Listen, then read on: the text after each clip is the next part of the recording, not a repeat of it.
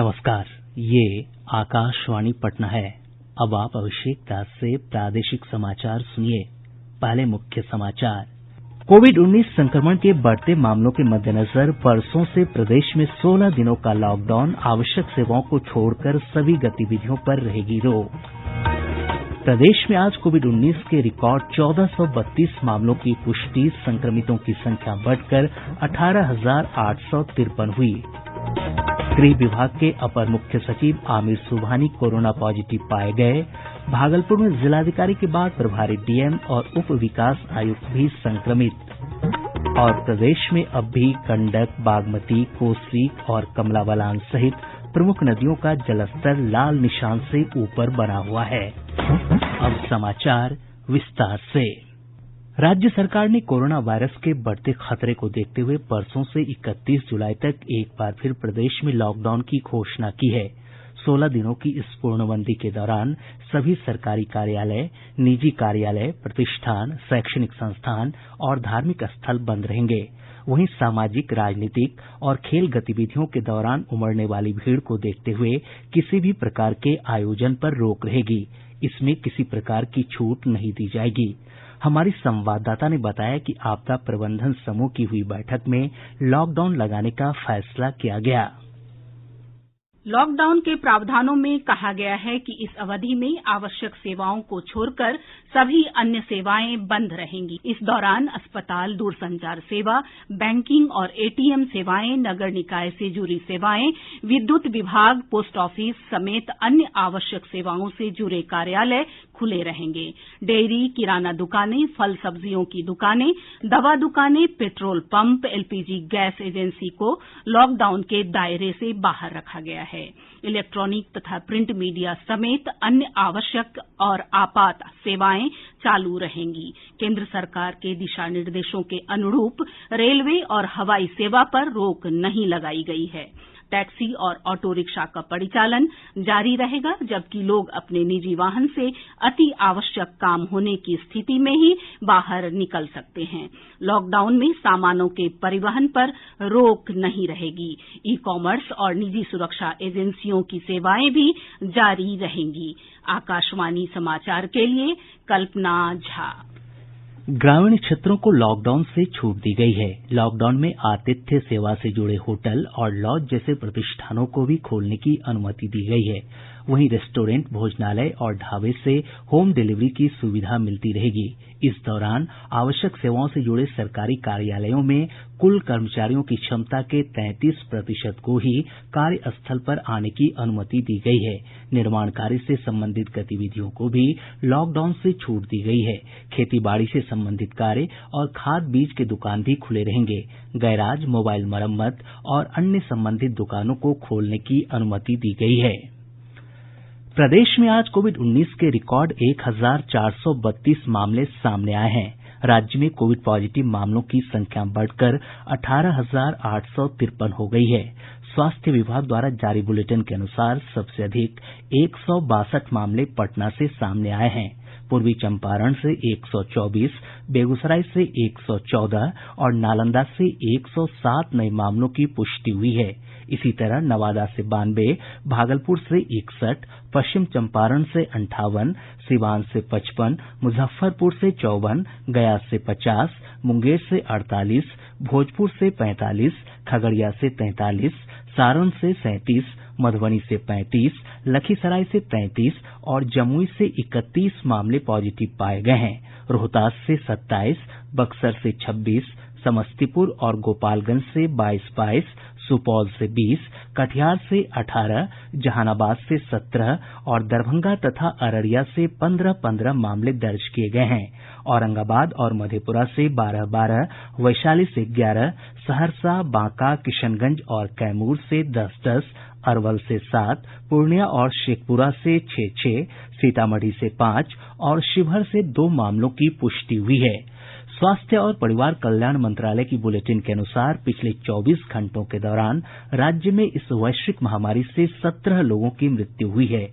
मरने वालों की संख्या बढ़कर 160 हो गई है। वहीं राज्य में अब तक 13,019 रोगियों को उपचार के बाद छुट्टी दी जा चुकी है। स्वस्थ होने की दर घटकर 69.06% हो गई है। कोरोना संक्रमितों की बढ़ती संख्या को देखते हुए पूर्व मध्य रेलवे ने पटना जंक्शन पर 40 आइसोलेशन कोच की व्यवस्था की है।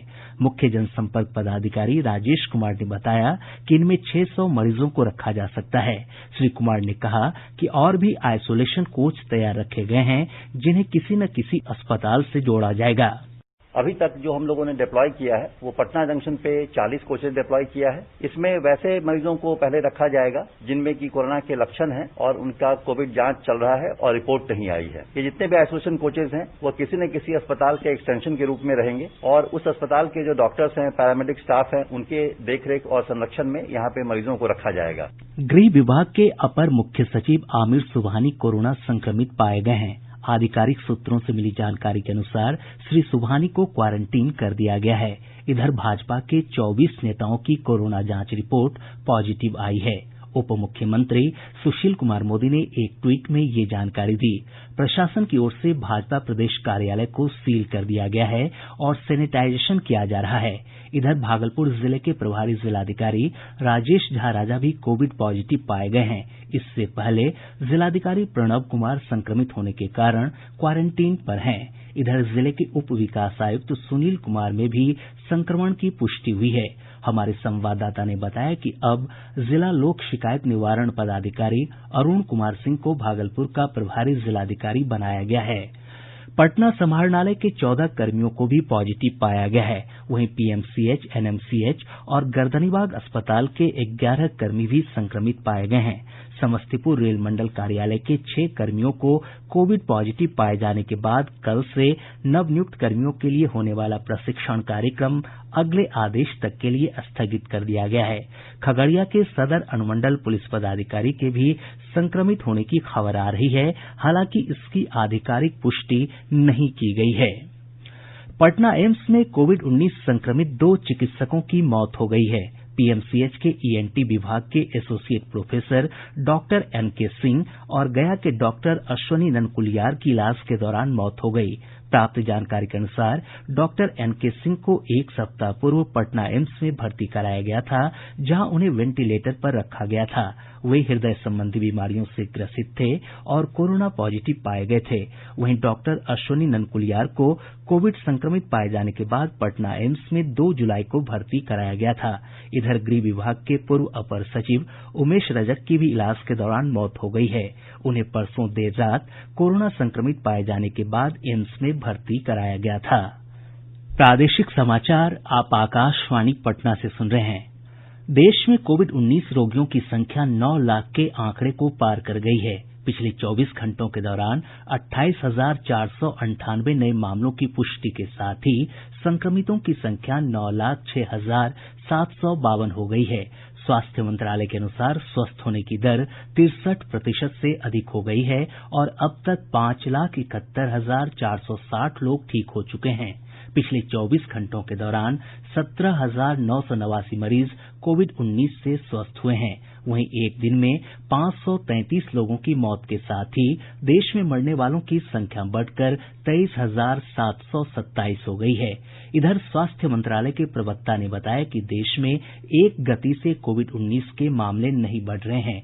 86% मामले सिर्फ 10 राज्यों से सामने आए हैं। 10 राज्य ऐसे हैं देश के जो कि 86% एक्टिव केसेस जहां हो रहे हैं और इनमें भी 2 राज्य ऐसे हैं जहां 50% केसेस हो रहे हैं, महाराष्ट्र और तमिलनाडु, और 36% जो केसेस हैं वो 8 राज्यों में हो रहे हैं। अब इसमें ध्यान देने की बात यह है कि अनेक बड़े राज्य हैं जो आपको इस 10 राज्यों की सूची में नहीं मिलेंगे, जैसे बिहार, मध्य प्रदेश, राजस्थान, हरियाणा, हिमाचल प्रदेश, उत्तराखंड, केरला। तो ऐसा नहीं है कि देश में एक ही गति से, एक ही व्यापकता से कोविड-19 का फैलाव हो रहा है। मौसम विभाग ने कहा है कि अगले 72 घंटों के दौरान प्रदेश में बारिश में कमी की संभावना है। मौसम विज्ञान केंद्र पटना के वैज्ञानिक दिनेश कुमार भारती ने बताया कि मॉनसून की अक्षीय रेखा झारखंड और पश्चिम बंगाल की तरफ चली गई है, जिसके प्रभाव से बारिश में कमी आएगी। उन्होंने बताया कि दक्षिण पूर्व उत्तर प्रदेश के ऊपर एक चक्रवाती दबाव का क्षेत्र बना हुआ है, जिसके कारण अगले 24 घंटों के दौरान राज्य के दक्षिण पूर्व हिस्सों में कुछ स्थानों पर बारिश हो सकती है। आज मानसून की अक्षीय रेखा झारखंड के जमशेदपुर एवं पश्चिम बंगाल के दीघा से गुजर रही है तथा दक्षिण पूर्व उत्तर प्रदेश एवं इसके आसपास चक्रवातीय हवा का क्षेत्र बना हुआ है, जिनके प्रभाव से दक्षिण पूर्व बिहार के कुछ क्षेत्र में मध्यम स्तर की बारिश की संभावना है एवं प्रदेश के बाकी हिस्से में हल्की से मध्यम स्तर की बारिश एवं बिजली की चमक के साथ मेघ गर्जन की चेतावनी है और साथ ही अगले 2 से 3 दिनों में वर्षापात में कमी होने की संभावना है। मौसम वैज्ञानिक ने बताया कि अब तक राज्य में सामान्य से 53% अधिक बारिश हुई है। पिछले 24 घंटों के दौरान सबसे अधिक 150 मिलीमीटर बारिश पश्चिम चंपारण जिले के त्रिवेणी और वाल्मीकिनगर में दर्ज की गई है। वहीं लखीसराय में 50 और समस्तीपुर के मोरबा में 30 मिलीमीटर बारिश हुई है। नेपाल और उत्तर बिहार में पिछले 24 घंटों के दौरान बारिश में कमी आने से प्रदेश के अधिकतर नदियों के जलस्तर में गिरावट आई है। हालांकि अधिकांश नदियां अभी भी खतरे के निशान से ऊपर हैं। जल संसाधन विभाग से प्राप्त जानकारी के अनुसार बागमती और अधवारा समूह की नदियां सीतामढ़ी के ढेंग ब्रिज, शिवहर के डुब्बा घाट और मुजफ्फरपुर के बेनीबाद में लाल निशान से ऊपर है, लेकिन जल स्तर की प्रवृत्ति में कमी देखी जा रही है। वहीं कोसी नदी सुपौल के बसुआ में खतरे के निशान से नीचे चली गई है। नदी का जलस्तर खगड़िया के बलतारा में लाल निशान से ऊपर है और जलस्तर में लगातार बढ़ोतरी हो रही है। वहीं भूथी बलान, कमला बलान और महानंदा नदियों का जलस्तर लगातार नीचे जा रहा है। गंगा नदी के जलस्तर में बढ़ोतरी हो रही है। नदी का जलस्तर पटना के दीघा घाट और गांधी घाट तथा मुंगेर और भागलपुर में लाल निशान के आसपास बना हुआ है। इधर सीतामढ़ी से हमारे संवाददाता ने बताया है कि सीतामढ़ी मधुबनी स्टेट हाईवे और राष्ट्रीय राजमार्ग संख्या 104 पर पुनौरा के पास पानी चढ़ जाने से आवागमन बाधित हुआ है। मोतिहारी से हमारे संवाददाता ने खबर दी है कि लखैरा के झिटकहिया बहुवरी गांव में दुधौरा, तिलाबे और पसहा नदी का पानी प्रवेश कर गया है।